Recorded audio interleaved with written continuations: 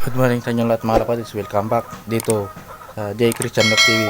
For today's video mga lapatid is iwawalay na natin yung mga anak ng puti natin mga lapatid. Kung gusto nyo akong samahan, so tara, let's go.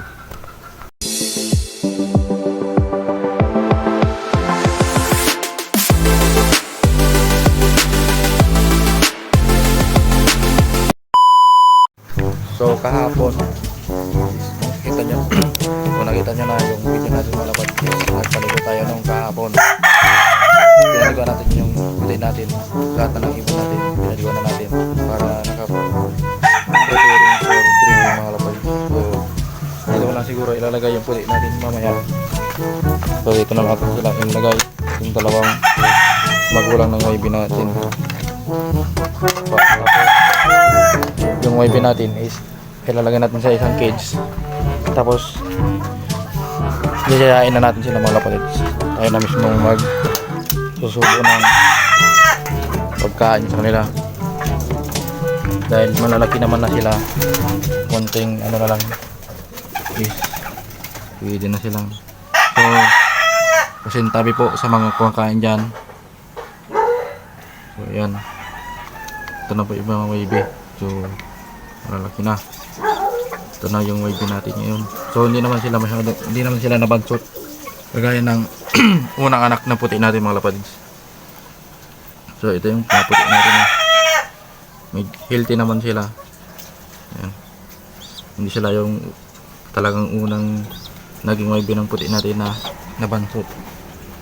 So kukunin na natin yung magulang. So nandito sila mga lapadids. Ayan. So hindi na kasi ako masyadong umaapak dito sa sahig ng isang kabilang loft natin kasi itong unang bungad natin mga lapatid is medyo bago-bago pa to, tapos ito yung luma, ito yung mas nauna natin kasing loft. So bali extension lang tong pangalawa, so extension lang yan mga lapatid. So yan, kukunin na natin yung puti natin dyan, yung dalawang puti na magulang. So ito yung mga anak niya. Saka yun, kasama yung isa dyan, anak nila yung mga lapatids yung walang sing-sing. So kukunin muna natin mga lapatids at ililipat na natin. Samahan nyo ako mga lapatids. Tara, let's go. So yan mga lapatids, kumuha lang ako ng konting patuka para mabilis natin mahuli yung puti natin mga lapatids dahil medyo mailap. So tara mga lapatids, uliin na natin, baka uliin pa ng iba.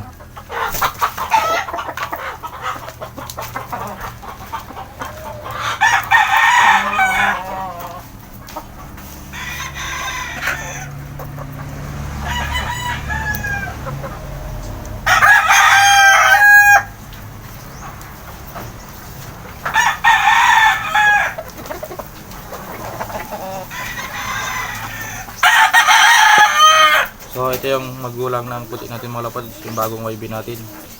Yan. So medyo mapayat sila kaya iwawalay na natin sila at pupurgay na natin yung mga lapatids dahil hindi pa natin ito pinurga nung una dahil nagsusubong na sila. Nakuha isubo nila sa anak nila yung purga. So ito na yung tatay ng bago na anak nila mga lapatids. You know, makikita nyo is pink na pink yung ilong. Ganun din, medyo pink siya.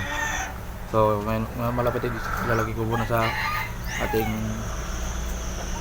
tulungan ng ating mga lapatid. So ayan mga lapatid, so nandiyan na sila ngayon.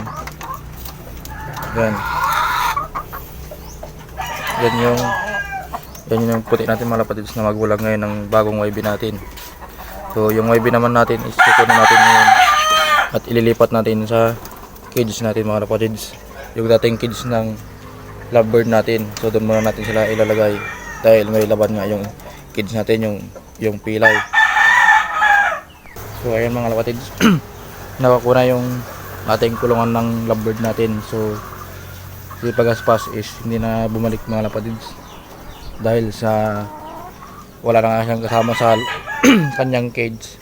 So siguro nagarap na siya ng bago niyang pamilya mga lapatid. So sana kung sino man nakahuli kay pagaspas is alagaan nila ng mabuti yung ibon natin mga lapatid dahil bumabalik din sa atin kahit walang kasama, pero ngayon lang talaga hindi bumalik dahil sa wala na siyang kasama nga.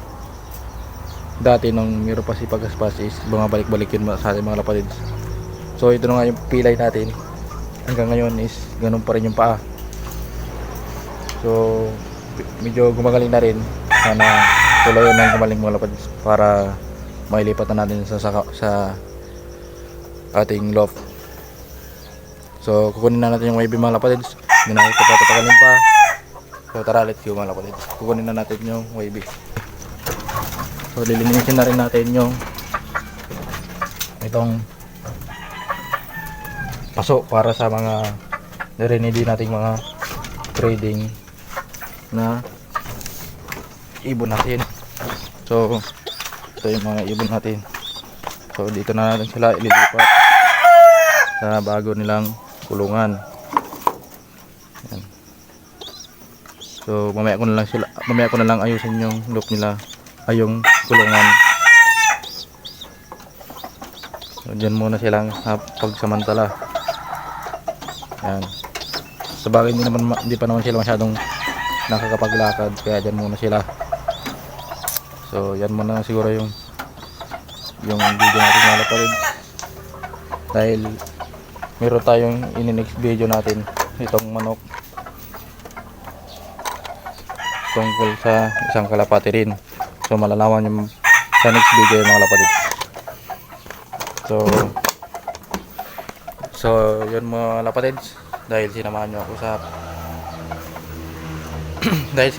ako sa pagwawalay natin ng ibon mga lapatids. So ito mga lapatids, kwento ko muna sa inyo. Kaya kung inalay yung puti natin is i-prepare na natin sila, dahil nga malapit na yung kasal. So patatabain muna natin sila para hindi naman nakakaya. So yan mga lapatids, dahil medyo mapayat sila, so papurgay na natin sila mamaya. So yun mga lapatids, so